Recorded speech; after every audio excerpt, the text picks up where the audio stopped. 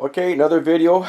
The last video, one of the videos I posted was on this Sakura, I believe, and I went from this to that, got it all put together.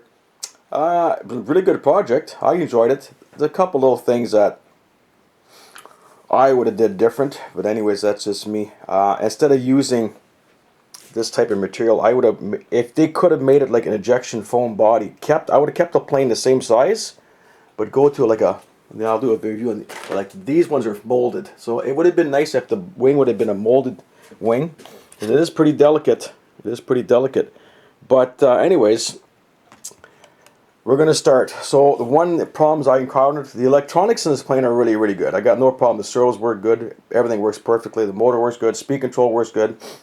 Battery came with it, charged it up on my little charger over there, and we're good.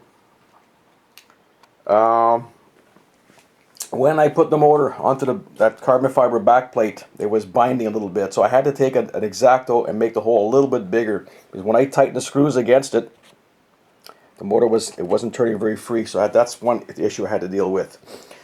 One of the push rods, this one was long enough, but the one for the rudder, get it back on this side here. So that's my servo in neutral position.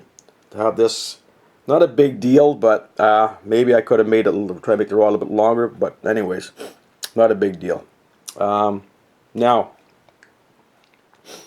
when you put the carbon fiber rods in, now there's a couple of guys on YouTube, they had clamps and all that, and this is what I did. Basically, what I did, I'll use this side here. I put the carbon fiber in place, I flipped it upside down, I tightened it, I put a piece of tape. Then I flipped the other side where the tape was, I took the carbon fiber out and I put a piece of tape the whole length. The whole length. Even on the wing. But the wing I did the... Then, I took my... What did I use here? I used Hobby Epoxy Formula 2, which is this stuff right here. I call it Formula 2. Anyways, this stuff, you mix it half and half. You take your hair dryer, you heat it up a little bit. It turns to a really nice liquid. Put the liquid into the slot, force it down. I put a piece of tape and I let it dry overnight. So basically, everything with carbon fiber in the fuselage, elevator, rudder, and all that. That's what I did. I think the tape, actually, the tape is still on the back here. You can see the tape; it's still back there. Not a big deal. I mean, it's not. That was the only issue I had to deal with. What else? These, I find these, I mean, it is what it is. I would have made these a little bit bigger, they're a little bit small, but it doesn't matter. Lining it up was a little bit of a challenge. You have to really pay attention when you make sure it was nice and straight and all that. The rods went pretty good. So everything I used epoxy. I used Formula 2 epoxy. This, to put these braces here, I had a glue gun, which it wasn't too hot. It didn't melt the foam. So it came out pretty good. That came out pretty good here. So that's all ready to go. Now I'm going to power it up. I'm going to put this down. I don't have to put it down. We'll put the old radio on here. I got the Spectrum BX8. And reach our right model. There we are. I'm just going to put the camera down for 1 sec, guys. I'm going to put it down to plug her in. I'm going to plug this sucker in, and we'll see how it works. Hopefully it's going to work. It should work. It did work before. And there we go. Oh, did a little song and dance. We'll grab the camera back up slowly here. Oh, there you went. Okay, camera's back in my hand. So there we go. Now it's all set up. I'm gonna maybe face it this way, take a better look at it this way. What I did with it. So, elevator, ailerons. Now you notice my rudder's moving at the same time.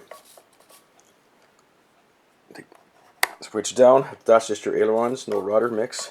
I always do that. I just. People say, oh, you know, you're not flying anyways. It is what it. That's the way I fly. Makes life a little bit easier. And throttle, of course. Another really important thing that a friend of mine I fly with, and all his models he does that, and I can't stress this enough. That's nothing to do with flying. It's all about safety. So throttle cut. If your radio has throttle cut, Now with the stick, throttle, nothing working. Very, very, very, very, very, very safe to have. So all your models, if you can do that, man, I suggest throttle cut off. What will work? Throttle cut back on. So if your buddy's going to get your plane, and if you actually let it hit the throttle, it could get hurt. So anyways, as far as rates, make sure I got the right button here. I got full rate there. Then it halfway is a little bit less, and quite a bit less. So I went 175 and about 50 on all rates, as far as ailerons and rudder and elevator. I haven't flown the darn thing yet. It's actually, we lost all our snow up here. It's about had a big rainstorm. It's all gone. But anyways, this is a little quick review. I hope it flies good. It looks pretty slick. The only thing, I don't think it's going to be very strong. If you hit the ground with this thing, it's going to explode. I don't know, unless you're in tall grass, something like that. But these little struts, I mean, I know, like I think if they would have made a molded body, kept the same physical size of it, made a molded body, it would have been, and a wing and all that. But anyways, the electronics are really good. The motor works good. The servos are, I don't know what kind of servos are in this thing, but you don't hear nothing. They're dead quiet. They're really, the servos are awesome. The only problem, I didn't have the right receiver, and I had to cut the wires off, but regular. But anyways, that's my little video on this thing, and hopefully the next video you'll see it fly. So take care, guys, and if you have a little project you can pick it up.